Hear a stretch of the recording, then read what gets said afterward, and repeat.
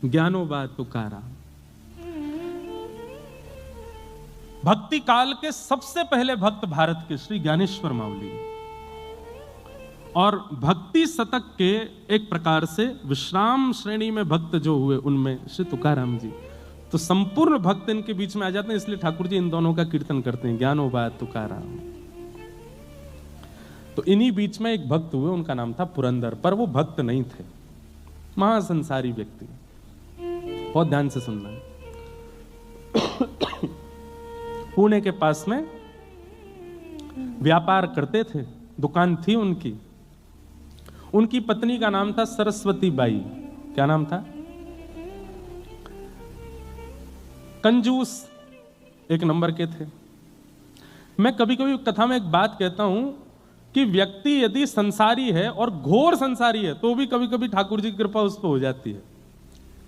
ये बिचले जो होते हैं ना, भक्त भी हैं संसारी भी हैं, उन पर ठाकुर जी कई बार दृष्टि कम करते हैं, या तो पूर्ण रूपेण भक्त हो या पूर्ण रूपेण संसारी हो। संसार प्रिय लगता है तो पूरे पूरे संसार के हो जाओ, ठाकुर जी प्रिय लगते हैं तो पूरे पूरे ठाकुर जी के हो जाओ। तो पुरंदर जी जो थे ये पूरे पूरे संसारी थे, लेकिन इनकी पत्नी परम भक्त सरस्वती बाई।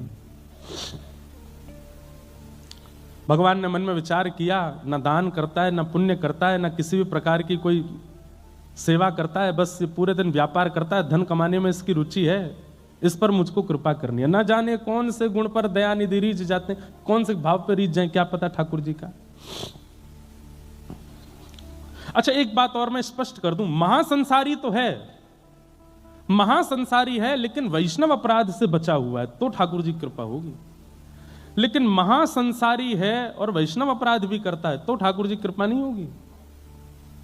ठीक है, संसार के विषय भोग विलास आदि सब में संलिप्त है, लेकिन अभी तक वैष्णव अपराध नहीं बना है उससे, तो हो सकता है कि ठाकुर जी की उस पर कृपा हो जाए। बंधुओं, भक्तों को किसी से नहीं डरना चाहिए सिवाय एक के, वैष्णव अपराध। कभी किसी भक्त का अपराध ना हो जाए, किसी वैष्णव का अपराध ना हो जाए, किसी भगवत स्वरूप वाले का आपसे अपराध ना बन जाए, बस इससे डरिएगा और कुछ नहीं। हम तो हमेशा कथा में कहे, ठाकुर जी की भोग में कोई कटौती हो जाए चलेगा, ठाकुर जी के श्रृंगार में दिक्कत हो जाए चलेगा, ठाकुर जी की सेवा में दिक्कत हो चलेगा, पर ठाकुर जी का नाम गाने वाले किसी की सेवा में कभी कोई अपराध मत करिएगा, वो अपराध है, उससे ठाकुर जी क्षमा नहीं करते। तो पुरंदर दास जी जो थे, इनसे वैष्णव अपराध नहीं हुआ था अभी तक, लेकिन ये महासंसारी थे। एक बार ठाकुर जी के मन में आया कि मुझे इन पर कृपा करनी है।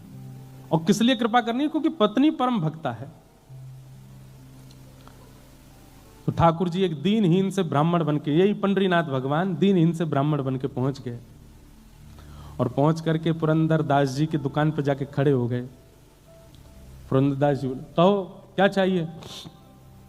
सेठ जी, कुछ नहीं चाहिए, मैं तो एक गरीब ब्राह्मण हूं, मेरी बेटी विवाह के योग्य हो गई है, उसका विवाह करना है, पर जो वर पक्ष के लोग हैं उन्होंने कुछ मांगे रखी हैं, वैसा विवाह नहीं होगा तो विवाह टूट जाएगा, आप कृपा करके मेरी थोड़ी सहायता कर दो, मैं धीरे धीरे आपका कर्जा चुका दूंगा। पुरंदर दास जी बोले, तुमको पूरी नगरी में मैं ही मिलाऊं मांगने के लिए, कहीं और चले जाओ, किसी और से मांग लो। नहीं नहीं नहीं, आपके रूप से ऐसा लगता है आप बड़े दयावान हो, आप जल्दी कृपा कर दोगे, आप ही दे दो, कुछ दे दो मुझे। पुरंदर दास जी अपनी कुर्ता देखा, देखो मेरा कुर्ता यहाँ से फट रहा है, मेरी धोती फट रही है, मेरी बैठने वाली जो गलीचा है वो भी फटा हुआ है, मेरे खुद की हालत ऐसी खराब है, मैं तुम्हारी सेवा कैसे करूं? नहीं नहीं महाराज, आप चाहेंगे तो सब हो जाएगा, मेरी थोड़ी कृपा कर दो, मुझे थोड़ा सा धन दे दो। पुरंदर दास जी बार बार अपने सेवकों कहें, इसको भगाओ यहां से, इसको भेजो यहां से, ये मांग रहा है, मैं देना नहीं चाहता इसको। सब लोग इधर देखिएगा, ध्यान से सुनिएगा। लेकिन ठाकुर जी हट कर लें तो कौन समझा सके? यहां दुनिया के लोग जिद पे अड़ जाते हैं तो नाक में दम हो जाता है, ठाकुर जी अगर जिद कर लें, दुनिया बनाने वाले, तो उनको कौन समझाए? ठाकुर जी तो वहीं बैठ गए दुकान के बाहर ही, बोले जाऊंगा तो आपसे लेके ही जाऊंगा और कहीं नहीं जाऊंगा, और नहीं तो मेरी बेटी का ब्याह टूटेगा, उसका जो अपराध होगा वो आपको लगेगा। पुरंदर बोले, ये कोई बात है? जान ना पहचान, एक तो मुझसे पैसा मांग रहे हो, ऊपर से मेरे को दोष भी दे रहे हो। मुझे दे दीजिए ना, आप सब कर सकते हैं। तो पुरंदर दास जी बोले चलो एक काम करते हैं। बोले क्या? तुम मुझे कोई अमूल्य वस्तु दे दो और उसके बदले में तुम्हें पैसे दे दूंगा। और तुम्हारा अता पता तो कुछ है नहीं, कहीं तुम भाग गए पैसा लेके, तो अपनी कोई मूल्यवान वस्तु मुझे दे दो और मुझसे पैसा लेकर के चले जाओ। और जब तुम्हारा ब्याह हो जाए, चुकाने लायक स्थिति हो जाए, तुम वस्तु मुझसे वापस ले लेना, पैसे मुझे दे देना। घनघोर कंजूसाई की पराकाष्ठा, दे ही नहीं सकते बिना किसी प्रयोजन के। ठाकुर जी बोले मेरे पास तो कुछ भी नहीं है, मैं कहां से लेके आऊं? बोले तो भैया देखो, अब मैं राजी हो गया हूं। हाँ भाई, नगर के लोग इकट्ठे कर लिए, देखो मैं इनको देने को तैयार हूं, पर मैंने एक शर्त रखी है, ये अपनी कोई वस्तु मुझे दे दें, बदले में पैसा ले जाएं, बेटी का ब्याह कर लें, जब चुकाने की स्थिति हो तब वापस अपनी सामग्री लेके मुझे पैसा दे जाएं, कोई बुराई है? संसार के लोग बोले नहीं नहीं, बिल्कुल ठीक है भैया, इतना तो करना चाहिए। ठीक है भैया, मैं जाता हूं, कुछ लेकर के आता हूं। लेकिन भैया ये भगवान हैं, इनकी चतुराई के आगे किसी की नहीं चलती। ठाकुर जी बोले मैं अभी आता हूं कुछ लेकर के। बोले हाँ जाओ, लेके आओ। भगवान सीधे पुरंदर दास के घर पहुंच गए। घर में सरस्वती बाई बैठी थी, द्वार पर आकर के रोने लगे, गिरने लगे, सिर पटकने लगे। सरस्वती बाई तो परम भक्त थी, उसके अंदर तो दया आ गई, दौड़ करके आई। अरे अरे महाराज जी, क्या कर रहे हो आप ऐसी स्थिति क्यों हो गई, इतने विचलित क्यों हो रहे हो, क्या बात है बताइए, पूरी बात बताइए। मेरी बेटी का ब्याह है, मैं पैसे लेने आपके पति के पास गया हूं, उन्होंने देने से बिल्कुल मना कर दिया। मैं दूसरी जगह गया, वहां भी मना कर दिया। मैं तीसरी जगह गया, मैं पूरे नगर में घूम गया। लेकिन फिर ठाकुर जी एक बात बोले, ये नहीं कहा आपके पति, ये कहा एक राजी हो गया देने को, लेकिन उसने कहा है बदले में कोई वस्तु दो और पैसा ले जाओ। मैं कहां से कोई वस्तु दूं? मेरी बेटी का ब्याह है, कुछ कृपा करो, आप कोई वस्तु मुझको दे दो। सरस्वती बाई बोली कि मेरे पति इतने कंजूस हैं कि मेरे सारे गहने भी तिजोरी में रखते हैं, मैं क्या दूं आपको? लेकिन भक्त का एक स्वभाव होता है, वो किसी के नेत्रों के आंसू देख करके पिघल जाता है। संत हृदय नवनीत समाना, संत का हृदय, भक्त का हृदय मक्खन के जैसा होता है, दूसरे के ताप से पिघल जाता है। सरस्वती बाई देख नहीं पा रही थी जिस विचलनता में वो व्यक्ति था।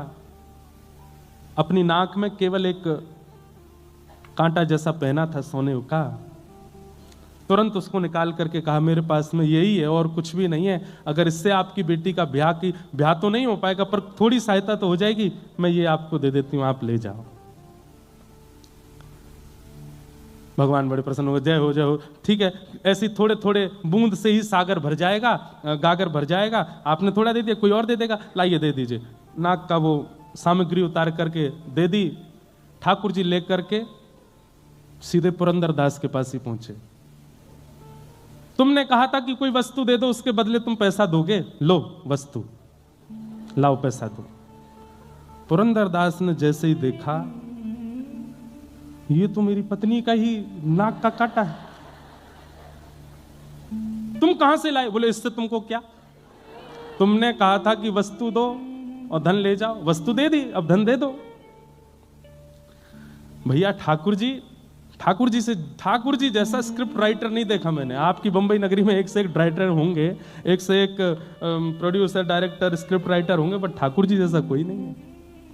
हम आप सबकी स्क्रिप्ट इतनी खतरनाक लिख रखी है उन्होंने,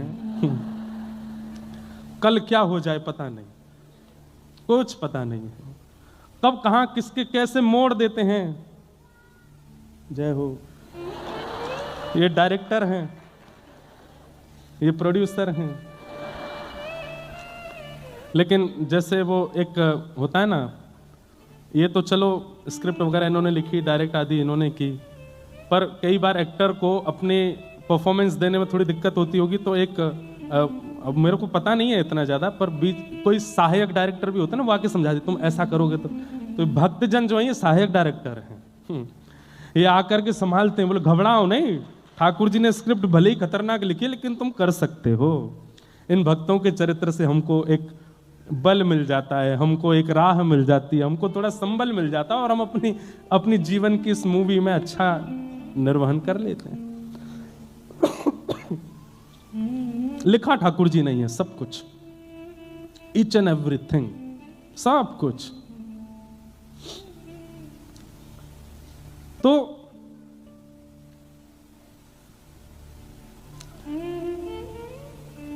ठाकुर जी पहुंच गए, वो नाक की बाली दे दी, नाक का कांटा दे दिया, बोले लो वस्तु लो, पैसा दो। तो पुरंदर को यह बात पता है कि मेरी पत्नी स्वभाव से बड़ी दयावान है, और उसी ने दया करके बिना मुझसे पूछे, बिना मेरी आज्ञा के अपनी नाक की एक कांटा निकाल करके दे दिया। इसको तो मैं पैसा दे देता हूं, लेकिन आज अपनी पत्नी को नहीं छोड़ूंगा। भगवान को जितना जरूरत थी उतना पुरंदर दास ने दे दिया, और उस नाक के कांटे को अपनी तिजोरी में रख के ताला लगा करके, और दुकान में जो काम करते थे सबसे कहा, आप सबकी छुट्टी है, जाओ। सेठ जी अभी तो समय हुआ नहीं, नहीं आज जाओ। और ताम्रवर्ण हो रहा था मुक्का, आज अपनी पत्नी को नहीं छोड़ूंगा। दुकान बंद की। तो दुकान में एक कार्य करता था, वो इनकी पत्नी को बहुत मानता था, उसकी भी वो सहायता करती थी। वो दौड़ करके पहले ही पहुंच गया, बोले मां आप अपनी रक्षा कर लीजिए। क्यों, आपकी नाक का कांटा कहाँ है? बोले वो एक दीनहीन सा ब्राह्मण आया था, उसकी बेटी के ब्याह के लिए कुछ मांग रहा था, मुझ में कुछ था नहीं, मैंने दे दिया। बोले उसने जाके आपकी नाक का कांटा ही पुरंदर दास जी को देके पैसा ले लिया। अब वो आपके ऊपर आ रहे हैं, बड़े रोष में हैं और कुछ करने की स्थिति में हैं। मां आप अपनी रक्षा करना। सरस्वती बाई घबरा गई। घर में चित्र लगा था श्री पंडरीनाथ भगवान का, चरणों में प्रणाम किया। मैंने कुछ अपराध नहीं किया, केवल वैष्णव भक्त की सेवा की, और उसके फल में अगर पतिदेव मारने के लिए आ रहे हैं तो मैं अपने पति को रोष युक्त नहीं देख सकती। मैं पतिव्रता नारी हूं, मैं अपने पति को सदा प्रसन्न मुद्रा में देखना चाहती हूं, मैं अपने पति को सदा आनंद मुद्रा में देखना चाहती हूं। वो उठा करके मुझ पर कुछ प्रहार करें, ये उनका राक्षस स्वरूप में देख नहीं पाऊंगी, मुझसे देखा नहीं जाएगा। लेकिन वो मानेंगे नहीं, वो आकर के मुझ पर प्रहार करेंगे, मैं उनको उस रूप में नहीं देखना चाहती। इसलिए पंडरीनाथ, आत्महत्या करना वैसे तो महापाप की श्रेणी में आता है, पाप नहीं महापाप। 2000 वर्ष के लिए नरक योनि और कितने हजार वर्षों के लिए प्रेत योनि प्राप्त होती है उसको, जो इस प्रकार से आत्महत्या करे। आत्महत्या करना वैसे तो महापाप है, पर मैं अपने पति को इतने रोष में नहीं देख सकती, इसलिए मैं आत्महत्या कर रही हूं। और विष लेकर के अपने मुख की ओर जैसे ही लेने लगी, नेत्रों से आंसू, सामने पंडरीनाथ भगवान का चित्र है, और बार बार कह रही है पंडरीनाथ मुझे क्षमा कर देना, मुझसे अपराध, मैंने अपराध नहीं किया, लेकिन मैं अपने पति को ऐसे नहीं देख सकती। जैसे ही विषपान करने लगी, इतनी खन्न से आवाज हुई, ऊपर से ठाकुर जी के चित्रपट के पास से ही वो नाक का कांटा आकर के कटोरी में गिरा, और जैसे ही वो कांटा कटोरी में आकर के गिरा, इतने में ही पति का आना हुआ। पति ने आकर के किवाड़ बंद करी, ढूंढने लगा कोई सामग्री मिले मुझे, और कुछ हाथ में लेकर के खड़ा हो गया सामने। ए सरस्वती बाई जी, तेरे नाक का कांटा कहां है, जल्दी दिखा मुझे। उसने तुरंत कटोरी में जो विष था उसमें हाथ डाल करके निकाला और दिखा दिया, बोले ये है। पुरंदरदास बोले इधर दिखा, देख करके देखा तो वही कांटा था। बोले असंभव, ये हो ही नहीं सकता, ये तो मैं अपनी तिजोरी में रख करके ताला लगा करके आया हूं, तेरे पास कैसे आ गया? रुक, यहीं रुक, मैं अभी आता हूं। दौड़ करके अपनी दुकान पर फिर से गए, दुकान खोल करके, तिजोरी खोल करके देखा तो कांटा वहां नहीं था। लौट करके आए, ये कैसा जादू सीख के आई है तू? वो कांटा मेरे पास मैंने बंद करके रखा, तेरे पास दोबारा कैसे आया, और ये सब व्यवस्था कैसे बनी, मुझे जल्दी बता। नेत्र भर गए आंसुओं से, और चरण पकड़ करके बोली सब पंडरीनाथ की कृपा है। एक विरक्त एक परम ब्राह्मण मेरे द्वार पर आके रोने लगा, मैंने उसको दिया, मुझे पता चला कि उसने वो कांटा जाके आपको दिया, और आप रोष में मुझे मारने आ रहे हैं। मैं आपको उस रूप में नहीं देखना चाहती थी, इसलिए विषपान कर रही थी, पंडरीनाथ के सामने रो रही थी कि हे पंडरीनाथ, मैं अपने पति को ऐसे नहीं देख सकती, मैं आत्महत्या कर रही हूं। उसी समय पता नहीं कहां से ये कटोरी में गिर गया। मुझे तो ऐसा लगता है वो ब्राह्मण कोई और नहीं थे, वो साक्षात पंडरीनाथ ही थे। मुझे और आपको अपने चरणों में लगाने के लिए, स्वीकार करने के लिए, अंगीकार करने के लिए ये पूरी लीला की थी। पुरंदर दास के नेत्र बंद हो गए और वो छवि दिखने लगी। कैसे मेरी दुकान पर आकर के बार बार कह रहे थे कि धन दे दो, मेरी बेटी का ब्याह है उसके लिए थोड़ी सेवा कर दो, वो स्वरूप बार बार दिखे। और जो वृद्ध ब्राह्मण का स्वरूप था वो नेत्रों में अब वृद्ध ब्राह्मण नहीं दिख रहा है, सांवरे सलोने ठाकुर जी ही दिख रहे हैं कि वही द्वार पर खड़े थे, वही मांग रहे थे, वही बार बार जिद कर रहे थे। पुरंदर दास रोने लगा, पत्नी का हाथ पकड़ा, देवी अभी चलो। बोले कहां? बोले पंढरपुर चलो। उसी समय अपनी पत्नी के साथ घर बार सब छोड़ करके पंढरपुर चले गए और ईंट पर खड़े हुए अपनी भुजा पर हाथ रख करके श्री पंडरीनाथ भगवान के सामने जाकर के पुरंदर दास ने अपने जीवन का शेष समय ठाकुर जी को अर्पित कर दिया। ठाकुर जी के जीवन को अर्पित हो गए। कान पकड़ के क्षमा मांगी, नाथ मुझे क्षमा कर दो, मैंने अपराध किया। और पुरंदर दास जी का फिर नियम हो गया, हर दिन जाते और ठाकुर जी से केवल क्षमा मांग करके ये कहते, मुझे दंड दीजिए, मुझे दंड दीजिए। जितना मेरी दृष्टि में मुझे समझ में आया, अधिक भी हो सकते हैं। भगवान से पीड़ा दो लोगों ने मांगी है, या तो द्वापर युग में कुंती ने मांगी है या कलयुग में पुरंदर दास ने मांगी है। ठाकुर जी से पीड़ा मांगी। वहां कुंती भगवान से कहती है कि नाथ मेरे जीवन में पीड़ा दे दीजिए, दुख दे दीजिए, दारिद्र्य दे दीजिए, कष्ट दे दीजिए। और यहां पुरंदर दास नित्य पंडरीनाथ भगवान से कहते हैं कि मुझे कष्ट दे दीजिए, दुख दे दीजिए। क्यों? क्योंकि मैंने आपके रूप को नहीं पहचाना, आपके स्वरूप को नहीं जाना। नित्य ठाकुर जी से प्रार्थना करते। एक दिन ठाकुर जी प्रसन्न होकर प्रकट हो गए और प्रकट होकर के बोले, ए पुरंदर दास, क्या रोज कहता है कि मुझे कष्ट दे दो, मुझे दंड दे दो। बोले प्रभु, जब तक दंड नहीं दोगे मेरे हृदय को शांति नहीं मिलेगी। बंधुओं, ये भी एक वैष्णव का स्वरूप है, बहुत ध्यान से सुनिएगा। गलती करने के बाद अपने अपराध का बोध तो सबको हो जाता है, पर अपराध बोध में ठाकुर जी से प्रार्थना करना कि इस अपराध का थोड़ा दंड मुझे दीजिए, ये वैष्णव ही कर सकता है। संसारी व्यक्ति तो भागेगा, मैंने कुछ नहीं किया, और किया तो क्या, मैंने स्वीकार कर लिया, अब मुझे दंड नहीं मिलना चाहिए, अब मुझे पीड़ा नहीं मिलनी चाहिए। पर वैष्णव तो उसके प्रति दंड मांगता है कि मुझे दंड दीजिए। हमारे वृंदावन की भूरी सखी गाती हैं, ऐसो दुख दीजो ही अमार, ऐसो दुख दीजो ही, बिन पद कंज छटा दृग देखे, बिन पद छटा दृग देखे, को सुहावे नाही, ओ को सुहावे नाही, ऐसो दुख दीजो ही अमाही, ऐसो दुख दीजो ही। बस्ती छोड़ एकांत बिठाओ, बस्ती छोड़ एकांत बिठाओ, बस्ती छोड़ एकांत बिठाओ, बस्ती छोड़ एकांत बिठाओ, बातन सो घबराही हो, बातन सो घबराही, भोरिए दुख बिन प्यारी, भोरिए सी दुख बिन प्यारी, जीवन व्यर्थ गवाही, ऐसो दुख दीजो ही अमार, ऐसो दुख दीजो ही अमार। वैष्णव यदि कभी कुछ कर देता है ना, उसे शांति नहीं मिलती तब तक जब तक वो ठाकुर जी से प्रार्थना ना कर ले कि मुझे दंड दीजिए नाथ, मुझसे गलती हुई है, मुझसे अपराध हुआ है। वो ठाकुर जी से दंड की याचना करता है।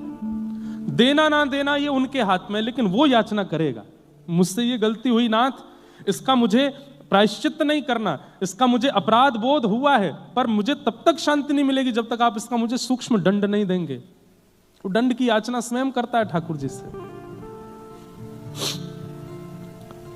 पुरंदरदास जी कहने लगे, नाथ मेरे द्वार पर आकर के आप मांग रहे थे और मैंने शाम तक बैठा करके आपको रखा, दंड तो मुझे मिलेगा, तब तक मुझे शांति नहीं मिलेगी, दंड दीजिए। तो ठाकुर जी बोले, ठीक है हम एक दंड देते हैं। क्या? भारतवर्ष में जितने भी तीर्थ हैं और जितने भी मेरे मंदिर हैं, सबका पत्नी सहित दर्शन करके आओ, यही दंड है तुम्हारे लिए, जाओ।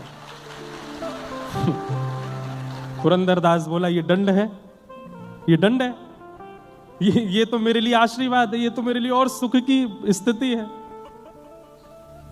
दंड दीजिए। तो ठाकुर रुक्मणी जी बोली, तो फिर एक काम करो। बोले क्या? जिस जिस तीर्थ में जाओगे वहां की मातृभाषा, वहां की जो लोक भाषा है, उस भाषा में एक पद गा करके वहां के ठाकुर जी को रिझाओ, ये दंड है, चलो। हाँ, इसमें थोड़ा परिश्रम है, मैं महाराष्ट्र का हूं, मुझे मराठी आती है, अब मैं दक्षिण जाऊंगा, आंध्र प्रदेश जाऊंगा, केरला जाऊंगा, वहां जाऊंगा, वहां की भाषा में वहां का कीर्तन बनाना मेरे लिए कठिन होगा, ये दंड उचित है। और ये दंड पंडरीनाथ भगवान ने, इसको कहते हैं उत्सव दंड।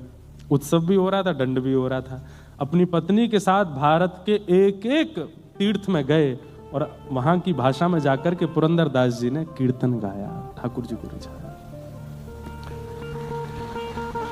ऐसे हमारे श्री पंडरीनाथ हैं।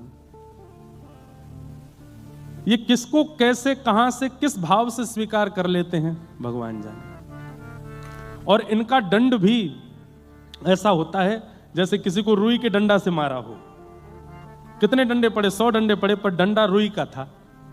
ऐसे तो ये दंड देते हैं। इसलिए भैया इनके सन्मुख हो जाओ, संसार से ज्यादा मतलब रखो नहीं। हमारे ऊपर तो एक आरोप और लग गया है, दुनिया को बोला मोह माया से दूर, खुद की ऐसा ब्याह किया। हमने कहा भैया, किसी ने आकर के हमसे आज तक ये नहीं पूछा कि आप ठाकुर जी का उत्सव करते हो, उसमें कितना खर्चा होता है।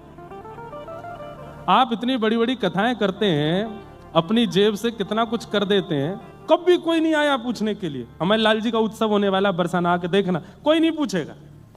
वहां तो हमारी जेब फटफटा जाती है, तब कोई नहीं पूछेगा। लेकिन भाई संसार के लोग बड़े संसारी ही हैं भैया, सबको प्रणाम है, ज्यादा हमें कुछ कहना वेना है नहीं। प्रसन्न रहो, लेना ना देना, मगन रहना, आनंद में रहो। लाल जी का ब्याहुला है 11 से 15 जनवरी तक। हमारी प्रार्थना बंबई वालों के लिए, हम आ गए, अब आप आना ठाकुर जी के उत्सव में। हम देखो सुनो, एक बात और, बुला तो रहे हैं लेकिन अपनी व्यवस्था आप करवा लेना, क्योंकि वहां जगह बची नहीं है। हमने पंडाल वंडाल तो खूब बड़े बड़े कर दिए हैं, सब कुछ करने का प्रयास किया है अच्छे से। रहने खाने की, भोजन की व्यवस्था भी सबकी कर रहे हैं, पर रहने की व्यवस्था बरसाना में तो कुछ बचा नहीं है। आसपास भी अगर कहीं मिल जाए तो आप लोग, लेकिन आना जरूर। अपने ब्याह में हम क्या बुलाते हैं आपको। वो तो हमारे, सही बता रहा हूं, मेरे बस का नहीं था। मैं तो केवल वहां कठपुतली की तरह था, बैठ जाओ, उठ जाओ, खा लो, पी लो, ये करो। अब मेरा अधिकार जिसमें है उसमें मैं आपको बुला रहा हूं। मेरे लाल जी का उत्सव है, हम बुला रहे हैं, सब लोग आइएगा। खूब भाव से पधारिए, खूब आनंद से, और खूब सहयोग भी वहां पर कीजिएगा। लग रहा हो कि भाई भंडारे में खूब लोग बैठे हैं तो स्वयं ही परोसने लगना। लग रहा है कि कोई व्यवस्था बनानी है तो स्वयं ही अपने आप से ही बनवा लेना। हमें तो घबराहट लाल जी के ब्याह की ज्यादा है कि सब ठीक से हो जाए, सब आनंद से हो जाए। लाला को राधा गिरधर लाल बनने वाले हैं, हमको तो उसकी ज्यादा चिंता हो रही है। मुझे दुनिया से नहीं कोई काम, मुझे दुनिया से नहीं कोई काम, ओ मैं तो रटू राधा राधा नाम, मैं तो रटू राधा राधा नाम, ओ मैं तो रटू राधा राधा नाम, मैं तो रटू राधा राधा नाम, दर्शन करूं सुबह शाम, दर्शन करूं शुभ शाम। बरसाना वीरज रजधानी, बरसाना विरज रजधानी, बरसाना वीरज रजधानी, बरसाना विरज रजधानी। जहाँ विराजे राधा रानी, जहाँ विराजे राधा रानी। मुंबई की कथा तब सार्थक मानिएगा, मुंबई की कथा तब सार्थक मानिएगा कि यहाँ बैठे बैठे लगे ही नहीं कि हम मुंबई में हैं, ऐसा लगे कि ब्रजमंडल में बैठे हैं। ओ मेरो मन लगो बरसाने में, जहाँ विराजे राधा रानी। मेरो मन लगो बरसाने में, जहाँ विराजे राधा रानी। ओ मेरो मन लगो बरसाने में, जहाँ विराजे राधा रानी। मेरो मन लगो बरसाने में, जहाँ विराजे राधा रानी। ओ मुझे दुनिया से नहीं लेना देना, मुझे दुनिया से नहीं लेना देना। मुझे दुनिया से नहीं लेना देना। मुझे दुनिया से नहीं लेना देना। ओ ये जगत है एक सपना, ये जगत है एक सपना। ये जगत है एक सपना। ये जगत है एक सपना। यहाँ कोई नहीं अपना, यहाँ कोई नहीं अपना। ये वाली पंक्ति तो जोर से गाओ ने।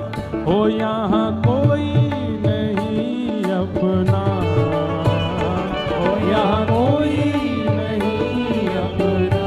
सिवाय इसके मेरी अपनी वृषभानु दुलारी, मेरी अपनी वृषभानु दुलारी।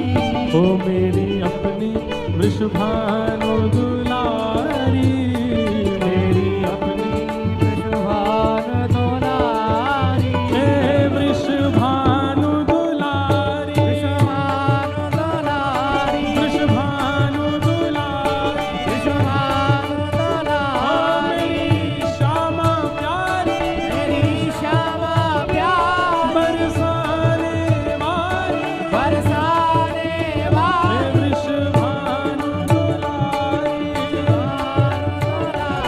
वृषभानु दुलारी।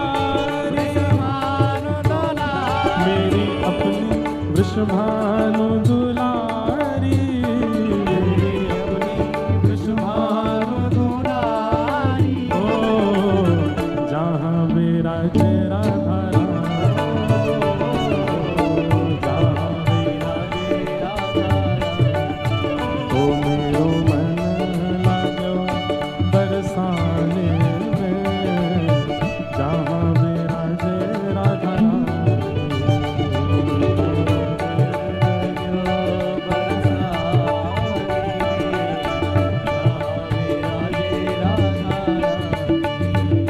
मन हटो है दुनिया दारी से, मन हटो है दुनिया से।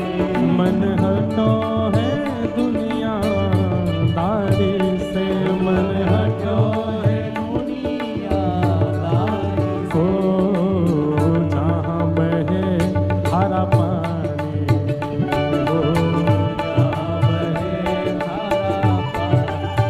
ओ मेरो मन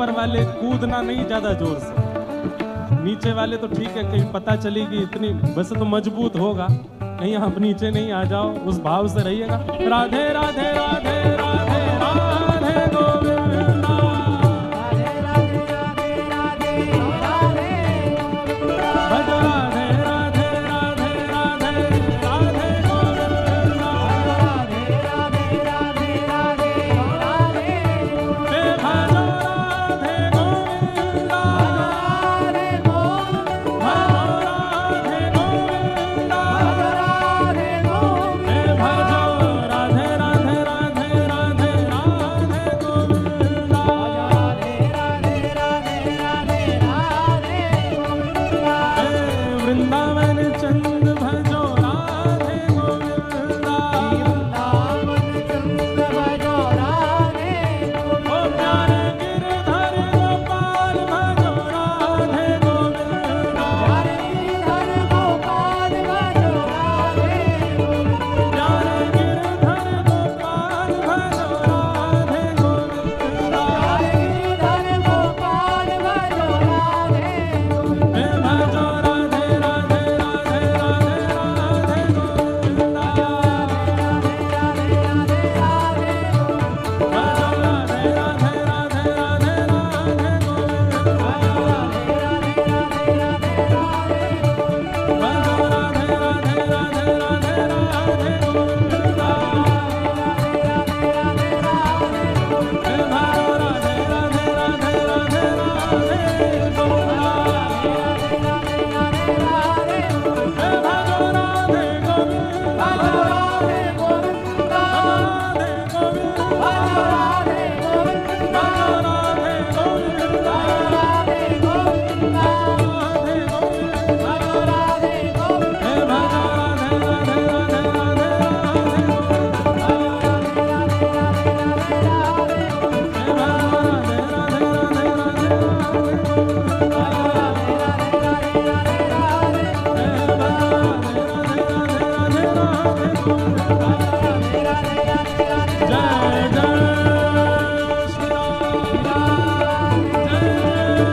श्री राम, जय श्री राम, जय जय श्री राम। सच्चिदानंद रूपाय विश्वोत्पत्त्यादिहेतवे तापत्रय विनाशाय श्रीकृष्णाय वयं यं प्रव्रजन्तमनुपेतुमपेतकृत्यं द्वैपायनो विरहकातर्या जुहाव पुत्रेति तन्मयतया तर्वोऽभिनेदु तं सर्वभूतहृदयं मुनिमानतोऽस्मि। सच्चिदानंद रूपाय, भगवान के 3 प्रकार के रूप बताए गए, सत्य, चैतन्य और आनंद। 3 प्रकार के कर्म बताए गए, विश्वोत्पत्त्यादि हेतवे, और 3 गुण बताए, तापत्रय विनाशाय। ऐसे श्री कृष्णाय, हम सब ऐसे श्री कृष्ण को वयम नमः प्रणाम करते। भगवान के 3 रूप, स्वरूप ठाकुर जी के अनेक हैं। जाकी रही भावना जैसी, प्रभु मूरत देखी तिन तैसी। जिसकी जैसी भावना है वैसे ठाकुर जी उसके स्वरूप में आते हैं। आपके महाराष्ट्र में पंढरपुर में पंडरीनाथ विट्ठल भगवान बन के विराजमान है। दक्षिण में आप चले जाओगे, गुरुवायूर में ठाकुर जी छोटे कन्हैया के रूप में विराजमान हैं। उडुपी कृष्ण, वहाँ के स्वरूप अलग हैं। पद्मनाभ में ठाकुर जी का अलग स्वरूप है। श्रीरंगम में ठाकुर जी का अलग स्वरूप है। श्रीनाथ जी में ठाकुर जी का अलग स्वरूप है। द्वारिका में अलग स्वरूप है। बद्रीनाथ में अलग स्वरूप है। ठाकुर जी के स्वरूप अनेक हैं, पर अनेक स्वरूपों में ठाकुर जी मूल रूप से 3 ही रूप वाले हैं, सत्य, चैतन्य और आनंद। सबसे पहला, ठाकुर जी सत्य हैं। एक बात बहुत ध्यान से सुनिएगा, ये 3 प्रकार की धारणा है जो प्रत्येक भक्त के अंदर अपने ठाकुर जी के प्रति होनी चाहिए। बहुत ध्यान से सुनिए। आप लड्डू गोपाल की सेवा करते हैं, आप मुरली मनोहर ठाकुर जी की सेवा करते हैं, आप चित्रपट के ठाकुर जी की सेवा करते हैं, आप श्रीनाथ जी की सेवा करते हैं। ये 3 प्रकार की धारणा आपके चित्त में होनी चाहिए। अपने ठाकुर जी के प्रति सत्य भाव, सत्य। मुझे दुनिया को सफाई देने की आवश्यकता नहीं, ये सब जानते हैं और इनको पता है। इसके बाद किसी और को पता हो ये आवश्यक नहीं। अब मेरे अंदर तो बार बार पद ही आते हैं। मैं तो गोविंद रा गुण गासूं, राणा जी रूठे तो मने काय करसी। मैं तो गोविंद रा गुण गासूं, राणा जी रूठे तो। हम गोविंद का गुण गा रहे हैं, अब दुनिया से हमको क्या। राणा कौन है? ये सब संसार के लोग ही राणा हैं। राणा भेजा विष का प्याला, पीकर मीरा नाची रे। हमको संसार को बहुत सफाइयां देना आवश्यक नहीं। हमारे ठाकुर जी को पता है, वो राजी रहे, बस उनका राजी होना आवश्यक है। तो वो सत्य हैं और वो जानते हैं कि क्या सत्य है। इसलिए ठाकुर जी को सत्य स्वरूप मानो। हां, एक भक्त का ये कॉन्फिडेंशियल होना चाहिए कि ऐसी कोई क्रिया ना हो जो ठाकुर जी को नहीं पता है। आपने ठाकुर जी से साझा नहीं की और आप उस क्रिया में प्रवेश कर गए, ठाकुर जी कहेंगे तेने तो मोती छुपाए लियो, अब कहा हुए को। अपनी प्रत्येक क्रिया, अपनी प्रत्येक व्यवहार, अपनी प्रत्येक स्थिति आपके ठाकुर जी को पता हो। बाकी संसार को तो बता भी दोगे, वो तो उसमें भी 4 बात निकालेंगे। मैं तो गोविंद रा गुण गासूं। एक बात बंधुओं कहूं, चाहे मानसिक रूप से, चाहे व्यवहारिक रूप से, चाहे आर्थिक रूप से, चाहे शारीरिक रूप से किसी की भी पीड़ा है, कोई पीड़ा से बच नहीं रहा है, यह बात निश्चित है। किसी को मानसिक पीड़ा है, किसी को शारीरिक पीड़ा है, किसी को आर्थिक पीड़ा है, किसी को संबंधों की पीड़ा है, किसी को संसार के दोषों की पीड़ा है, सब पीड़ा में है।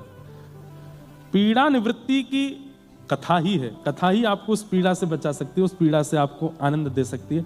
उसमें भी अगर आप भक्त चरित्र कहो तो मीराबाई के पदों को गाया कीजिए एकांत में बैठ करके। हमने तो इतने मीराबाई के पद गाए हैं और ये मीराबाई के पद ही सहायक बने हैं हर स्थिति में। राम नाम रा जहाज चला स्या, राम नाम रा जहाज चला सा। मैं तो भव सागर तर जासूं, मैं तो भव सागर तर जासूं। मैं तो गोविंद रा गुण गासूं, राणा जी रूठे तो मने काय करसी। मैं तो गोविंद रा गुण गासूं।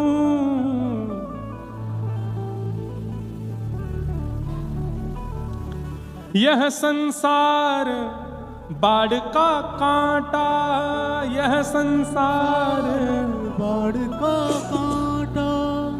मैं या संगत नहीं जासूं, मैं या संगत नहीं जासूं। मीरा के प्रभु गिरधर नागर, मीरा के प्रभु गिरधर नागर। मीरा के प्रभु गिरधर नागर, मीरा के प्रभु गिरधर नागर। मैं तो हरस हरस गुण गासूं, मैं तो हरस हरस गुण गासूं। मैं तो गोविंद रा गुण गासूं, राणा जी रूठे तो मने काय करसी। मैं तो गोविंद रा गुण गासूं, राणा जी रूठे। भैया नारायण कवच याद कर लीजिए, राम रक्षा स्तोत्र याद कर लीजिए, गजेंद्र मोक्ष याद कर लीजिए, क्योंकि विषम परिस्थिति में इनके पाठ से ही आपके चित्त को शांति मिलने वाली है। परंतु एक बात और कह दूं, मीराबाई के पद याद कर लीजिए। राम रक्षा स्तोत्र है या आदित्य हृदय स्तोत्र है या नारायण कवच है, ये तो आप आसन पर बैठ करके शुद्ध अवस्था में नेत्र बंद करके गाएंगे, पाठ करेंगे, परंतु चलते फिरते उठते बैठते मीराबाई के पद गाने हैं। गाड़ी चला रहे हो तब भी मीराबाई के पद गाओ, बैठे हो तब भी मीराबाई के पद गाओ, लेटे हो तब भी मीराबाई के पद गाओ, खा रहे हो तब भी 22 के पदों को गाओ। आपको अपना कष्ट बहुत सूक्ष्म लगने लगेगा। 22 कितनी प्रसन्न हृदया हैं कि अपनी ऐसी विषम परिस्थिति में ऐसे पद गा रही हैं। हमारा कष्ट क्या उनके आगे? कुछ भी नहीं। इसलिए 22 के पद गाया करो। नित्य अपने ठाकुर जी को अगर प्रसन्न करना है तो 22 के पद सुनाया करो उसी भाव से। तो भगवान सत्य हैं, उनको कॉन्फिडेंशियल अपने पास रखो। इनको सब पता है, मुझे सबकी आवश्यकता नहीं। सत्य। दूसरा, ठाकुर जी को चैतन्य मानो, जड़ नहीं। ठाकुर जी जड़ नहीं है, ठाकुर जी पाषाण नहीं है। ठाकुर जी के प्रति धातु बुद्धि मत रखो। ठाकुर जी चैतन्य है। चैतन्य मतलब मेरे आपके जैसे ही हैं। उनके प्रति चैतन्य बुद्धि रखनी पड़ेगी। उन्हें सब पता है, वो सब जानते हैं, उन्हें सब अनुभव होता है। ये विश्वास आपको अपने चित्त में रखना पड़ेगा। आपकी बंबई की बलिहारी, यहां तो सर्दी है ही नहीं, हमारे यहां पूछो, एयरपोर्ट पर फ्लाइट उतारने में भी पायलट को लग रही है रनवे है कहां, दिख ही नहीं रहा, इतना कोहरा, इतनी ठंड, इतनी सर्दी, और इस बार तो बहुत ही ज्यादा है। यहां तो हम आए सुबह तो एसी चल रहे थे कमरों में, अद्भुत है। परंतु परिस्थिति अनुसार अपने ठाकुर जी की सेवा करना उसी भाव से जैसा मौसम है, जैसा अनुकूल है। सर्दियों में ठाकुर जी को ऊनी वस्त्र पहनाने हैं, ठाकुर जी के आगे सिगड़ी सिद्ध करनी है, ठाकुर जी को हिना का इत्र लगाना है, ठाकुर जी के कान ढके होने चाहिए, ज्यादा चुभने वाले और बहुत पतले वस्त्र ठाकुर जी को धारण नहीं कराने हैं। इन सब का विचार तभी आप कर सकोगे जब ठाकुर जी के प्रति चैतन्य बुद्धि रखोगे। अगर उनके प्रति आपकी धातु बुद्धि है, उनके प्रति पाषाण बुद्धि है, तो आप ठाकुर जी को कुछ भी पहनाओगे, कुछ भी खिलाओगे। लेकिन उनके प्रति आपकी चेतन, जैसे सामान्य सी बात है, माँ अपने पुत्र के प्रति, उसको सिखाना नहीं पड़ता, वो अपने आप सीख जाती है। रो रहा है, माँ को पता चल जाता है इसके कान में दर्द हो रहा होगा, इसको भूख लग रही होगी, इसको प्यास लग रही होगी, इसको नींद आ रही होगी। कैसे पता चल जाता है माँ को? अभी तो जन्म दिया आपने, आपको कैसे पता? वो तो बोल भी नहीं रहा, तो आपको कैसे पता कि उसको क्या हो रहा है? क्योंकि आप मन, बुद्धि, आत्मा सबसे उसको अपना मान चुके हो और आपके चित्त में ये भावना है कि ये चैतन्य है। इसलिए उसकी प्रत्येक प्रतिक्रिया आपको संकेत कर देती है कि मेरी ये आवश्यकता है, इसको पूरी करो। और मां करती है और वो शांत भी हो जाता है। ठाकुर जी के प्रति हम लोग असमंजस में क्यों रह जाते हैं? क्योंकि कहीं ना कहीं सूक्ष्म बुद्धि में ये भाव आ जाता है कि है तो ये धातु ही, है तो ये पाषाण ही, और पाषाण बुद्धि आते ही आपकी सेवा में दोष आने लगता है। आज तक भी अगर पाषाण बुद्धि रखिए तो अब मत रखिए, अब सुधार कर लीजिए। अब उनके प्रति वही बुद्धि रखो, वही भाव रखो जो एक चैतन्य व्यक्ति के प्रति होता है। सेवा अपने आप होने लगेगी। तो ये 3 धारणा मैं बता रहा हूं जो प्रत्येक भक्त के चित्त में होनी चाहिए। पहली, सत्य ठाकुर जी के प्रति। दूसरा, चैतन्य, ठाकुर जी चैतन्य। और तीसरा, ठाकुर जी आनंद। अच्छा, एक बात, चाहे कितनी भी पीड़ा हो, कितना भी संकट हो, कितना भी कष्ट हो, मैं हमेशा कथा में कहता आया हूं, माँ के आगे रो लीजिए, पिताजी के आगे रो लीजिए, बच्चों के आगे रो लीजिए, परिवार के लोगों के आगे दुख दर्द बता दीजिए, लेकिन जैसे ही ठाकुर जी के सामने जाते हो, भारी आंसू पोंछो, बिल्कुल प्रसन्न हो जाओ, मुख पर एक लंबी सी स्माइल लेकर के आओ, आपके 32 चमकने चाहिए और बिल्कुल नृत्य कर ठाकुर जी के आगे ऐसे जाओ कि कुछ हुआ ही नहीं। जैसे ये एक स्वभाव है, सांसारिक स्वभाव है कि आप जिससे बहुत प्रेम करते हैं उसको अपना दुख पता नहीं लगने देते। मां को पीड़ा है और मां को पता है कि मेरी पीड़ा बच्चों को पता चली तो चिंता करेंगे, तो मां उनको बताती नहीं है। बेटा कहीं बाहर पड़ता है, उसको बहुत दिक्कतें हो रही हैं, मां रोज फोन करती है, तो बेटा मां को बताता नहीं कि दूर बैठी चिंता करेगी। ठाकुर जी को क्यों सब बता देते हो आप? अधिकतर सिद्धिविनायक चले जाइए, महालक्ष्मी चले जाइए, पंढरपुर चले जाइए, किसी भी मंदिर में चले जाइए, 90% आदमी अपने दुख सुनाने के लिए आता है। जहां से ठाकुर जी दिखने शुरू होते हैं, ठाकुर जी ऐसा ऐसा उसने कर दिया है, पड़ोसी ने इतना कर दिया है, यहाँ पे ये हो गया है, पत्नी ऐसा व्यवहार करती है, बच्चे ऐसे कर रहे हैं, ये कर रहे हैं, वो कर रहे हैं, प्लीज आप कृपा करो ना ठाकुर जी, थोड़ा कर देना ना, कृपा थोड़ा थोड़ा देख लीजिए ना, मेरे ऊपर थोड़ा अनुग्रह कीजिए ठाकुर जी। हे सिद्धि विनायक भगवान, सिद्धि विनायक भगवान से ज्यादा भीड़ तो बाहर बैठे हुए मूषक के कान में रहते हैं। वो मूषक भगवान जो बाहर बैठे हैं उनके कान में लोग बात छोड़ ही नहीं रहे हैं कान। एक बार मैं गया, जब भी मुंबई कथा होती जाता हूं दर्शन करने, तो बाहर आके देखा तो मूषक भगवान के कान में सब बोल रहे होते हैं। मुझे बहुत देर हो गई खड़े खड़े, मैंने कि मैडम की लिस्ट ही नहीं पूरी हो रही, पूरी बिल्डिंग की शिकायत कर दी है, गार्ड ऐसा करता है, वो ऐसा करता है, ये ऐसा करता है, वो ऐसा करता है, सबकी शिकायतें कर दी। 90% व्यक्ति अपने दुख सुनाने जाता है मंदिर। क्यों? इसका मतलब ये प्रेम नहीं है भाई। वकीलों को दुख सुनाया जाता है, डॉक्टरों को दुख सुनाया जाता है, जो प्रोफेशनल होते हैं जिनसे आपका आत्म संबंध नहीं है उनको दुख सुनाया जाता है, उनको पीड़ा बताई जाती है। जो बहुत अपने भी नहीं होते, बीच वाले हैं, थोड़े थोड़े अपने, उनको दुख सुनाया जाता है, मित्रों को दुख सुनाया जाता है। पर जिससे अटूट प्रेम होता है उससे तो दुख छुपाया जाता है, उसको नहीं बताते। मैं तो कहता हूं ठाकुर जी के आगे ऐसे मत जाओ। आज से ये बदल दीजिए नियम, सिद्धि विनायक जाइएगा। हर बार मूषक के कान छोड़े ही नहीं थे आपने, इस बार पकड़ना ही नहीं, और पकड़ो भी तो ये कहना आप और गणपति जी आनंद में रहो, बस यही चाहिए और कुछ नहीं। आप प्रसन्न रहो, खूब बढ़िया प्रेम से सुबह शाम मोदक पाया करो, खूब आनंद में रहा करो और कुछ नहीं। हम आनंद में, हम प्रसन्न हैं। भले ही आज सुबह भोजन नहीं मिला है आपको, फिर भी ठाकुर जी से कहूं हम प्रसन्न हैं, आपकी रजा में राजी है नाथ। भोजन नहीं मिला तो क्या हुआ, श्वास तो चल रही है, देख तो रहे हैं, हाथ पैर तो सलामत हैं, बुद्धि तो है, मन तो है, आज नहीं तो कल मिलेगा, सब कृपा है नाथ। बंधुओं, प्रेमी को कष्ट होने के बाद भी जब कष्ट नहीं बताया जाता, प्रेमी उसको आभास हो जाता है, उसको पता तो चल जाता है कि है कष्ट में, लेकिन बता नहीं रहा है। तो वह प्रेमी भी क्या करता है कि आपको पता ना चले और आपका कष्ट दूर हो जाए, उसकी योजना वो बनाते हैं। क्यों ठाकुर जी के आगे अपनी लिस्ट सुनानी? मैं तो कितने दिन से कथा में कहता आया हूं, ठाकुर जी को जाके अपनी मत सुनाओ, ठाकुर जी से जाके उनकी पूछा करो।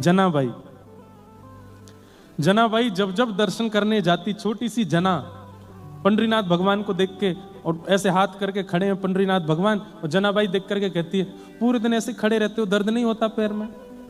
हाँ, इतने सारे वैष्णव भक्त आपको प्रणाम करने आ जाते, थोड़ी देर बैठ जाओ। पुजारियों से कहती है इनके पीछे थोड़ा मसनद लगा दो। आज भी पंडरीनाथ भगवान मसनद लगा के खड़े होते हैं। इनके नीचे थोड़ी गद्दी रख दो, थोड़ी देर के लिए मंदिर बंद कर दो, इनको बैठा दो, इनके पैर में थोड़ी मालिश करो, थक गए होंगे। इतनी चिंता जनाबाई करती है ठाकुर जी की कि जनाबाई के पास अर्धरात्रि में ठाकुर जी पहुंच जाते हैं और गोद में, जनाबाई की गोद में पैर रख करके कहते हैं दबा ले, तुझे बहुत चिंता होती है, चल तू ही दबा पैर। हम अपने सुनाने से फुर्सत नहीं मिलती, ठाकुर जी को नहीं। आप कितने भी कष्ट में आ जाओ बंधुओं,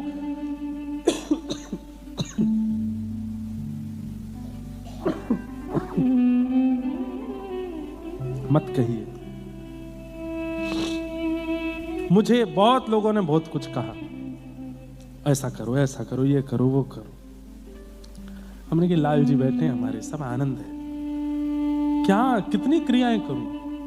अरे आज तक ठाकुर जी ने प्रसन्न रखा, यदि एक थोड़ी सी अपवाद रूपी थोड़ी पीड़ा अगर दे भी दी तो मैं इतना विचलित हो जाऊं कि मैं ठाकुर जी के आगे जाकर रोने लगूं? नहीं, प्रसन्न रहना है, यह भी जीवन का एक अंग है, दिया है ठाकुर जी ने। हर परिस्थिति को प्रसाद मान करके स्वीकार करो, और प्रसाद पाया जाता है, छोड़ा नहीं जाता, उसको स्वीकार करो। बंधुओं, ठाकुर जी कई बार विषम परिस्थिति देख करके परखते हैं आपको कि देखूं तो सही अब विचलित होगा कि नहीं। यानी पूरी दुनिया कथा सुना दे, एक बार यहाँ की परीक्षा लेके तो देखो, ये कैसी स्थिति में पास हुए फेल हुए ये हम नहीं जानते, ये ठाकुर जी की जिम्मेवारी है। पर अपने को प्रसन्न रहना है, अपने को आनंद में रहना, अपने को चिंता नहीं करनी। ठाकुर जी है ना हमारे साथ, सब मंगल में करेंगे, सब आनंद करेंगे। अपनी पीड़ा मत सुनाओ, ठाकुर जी से पूछो आप तो राजी हो ना, आप प्रसन्न हो ना, बस। और ये बुद्धि कब आएगी? जब आपके चित्त में ठाकुर जी के प्रति आनंद भावना, सत्य, चैतन्य और आनंद, ये तीसरी स्थिति हर भक्ति पथिक को अपने जीवन में लानी है। आनंद, चाहे जितनी पीड़ा में हो, गुरु और गोविंद के सामने जब जाओ तब नाचते हुए जाओ, तब उत्सव मनाते हुए जाओ, तब नृत्य करते हुए जाओ। कोई पीड़ा नहीं है हमें, हम प्रसन्न हैं। सूरदास जी के नेत्र नहीं है, देख नहीं सकते दुनिया, लेकिन जब जब लाल जी के सामने जाते हैं तो नेत्रों से आंसू गिरने लगते हैं। कोई पूछता है सूरदास जी आप रो क्यों रहे हो? तो कहते हैं आज मेरो लाला बड़ो सुंदर लग रहा है, ऐसा सुंदर श्रृंगार करके बैठो है, ऐसी सुंदर पाग पहन रखी है, ऐसी सुंदर यानी माला पहनी है, ऐसी सुंदर पोशाक पहनी है, बड़ो सुंदर लग रहा है। अब वहां खड़ा हर व्यक्ति जानता है कि इनको दिखाई नहीं दे रहा, लेकिन ठाकुर जी को अपनी पीड़ा नहीं सुना रहे हैं। ठाकुर जी के आगे जाके भी कहते हैं ठाकुर जी आज आप बड़े सुंदर लग रहे हो, कोई की नजर नहीं लग जाए, ऐसे ही राजी रहो। दिखता नहीं है फिर भी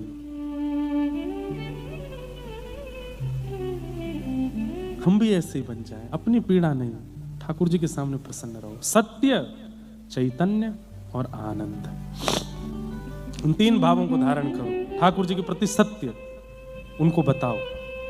अपने माता पिता, अपने परिवार के अति घनिष्ठ व्यक्ति और ठाकुर जी, इनको कॉन्फिडेंशियली आपकी हर वस्तु पता होनी चाहिए, आपका सब कुछ पता होना चाहिए। दूसरा, ठाकुर जी के प्रति चैतन्य भावना। वो चैतन्य है, वो जड़ नहीं है, वो धातु नहीं है, वो साक्षात चैतन्य है। मैं एक बात कहता हूं कथा में, ठाकुर जी ऐसे ही क्यों बैठे? लड्डू गोपाल, नवनीत प्रियालाल, ये पंडरीनाथ भगवान ऐसे ही क्यों खड़े हैं? श्रीनाथ जी ऐसे ही क्यों हैं? ये हमारे साथ गेम खेल रहे हैं, स्टैचू वाला। स्टैचू गेम खेला, एक व्यक्ति 10 गिनती करता है, 1 2 3 4 5 6 7 8 9 10, और पीछे खड़े जो लोग हैं वो अलग अलग आकृति बनाते हैं। जैसे ही 10 होता है वो कहता है स्टैचू। भैया नेक धीमो, नेक धीमो, और स्टैचू बोलते सब अलग अलग आकृति। अब जिसने गिनती गिनी उसका काम क्या है? इनको हंसाओ। अब घर के सब लोग जब खेलते हैं तो अलग अलग मुद्रा बना लेते हैं, और वो जाकर के छूना नहीं है, केवल बातों से और अपनी क्रिया से उसको हंसाना है।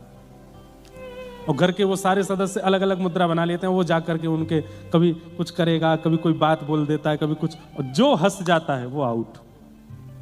ऐसे ही भारतवर्ष में कश्मीर से लेकर के कन्याकुमारी तक सारे ठाकुर जी स्टैचू बन के खड़े हैं। कोई यूं खड़ा है, कोई यूं लेटा है, कोई ऐसे है, कोई ऐसे है, कोई ऐसे है। और हम आप सब लोगों को एक टास्क दिया गया है, बुलवा के दिखाओ, हंसा के दिखाओ, चला के दिखाओ। आप कहोगे आप तो ऐसे ही रहते हो। नहीं, जनाबाई ने चलवाया था, ज्ञानेश्वर माउली ने बुलवाया था, तुकाराम जी ने तो नचवाया था, पंडरीनाथ नाचने लगे थे इनके कीर्तन में।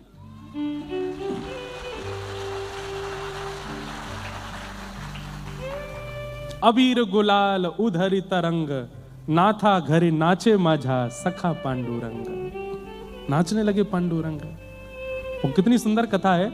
ऐसे ही खड़े थे रुक्मणी विट्ठल, रात्रि का, संध्या का समय, लाखों की तादाद में लोग दर्शन के लिए खड़े, और दूर श्री तुकाराम जी महाराज इतनी ही सभा को लेकर के कीर्तन गा रहे थे।